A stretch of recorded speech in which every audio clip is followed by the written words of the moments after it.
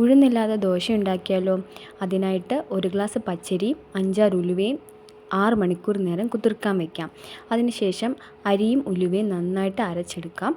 1 glass മാവിന് 1/4 glass ചോറ് മതിയാവും. ചോറും അരച്ച് രണ്ടും കൂടി മിക്സ് ചെയ്ത് 6 മണിക്കൂർ നേരം പുളിക്കാനായിട്ട് വയ്ക്കാം. 6 മണിക്കൂറിന് ശേഷം ആവശ്യത്തിന് ഉപ്പും കൂടി ചേർത്ത് നന്നായിട്ട് ഇളക്കിയെടുക്കാം. ഇനി ഇതിലേക്ക് ക്യാരറ്റ്, സവോള, കറിവേപ്പില, പച്ചമുളക് എന്നിവയിട്ട് നന്നായിട്ട് മിക്സ് ചെയ്ത് കൊടുക്കാം. ഇനി ദോശ ഉണ്ടാക്കിയെടുക്കാം.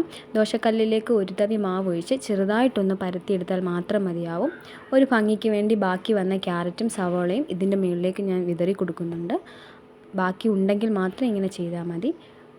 ഒരു സൈഡ് മൂത്ത് കഴിയുമ്പോൾ ഇതിന് തിരിച്ചിടാം. 2 സൈഡ് മൂപ്പിച്ചെടുക്കാം. മുളക് ചമ്മന്തി കൂട്ടിക്കഴിക്കാൻ ഇത് സൂപ്പറാണ് കേട്ടോ.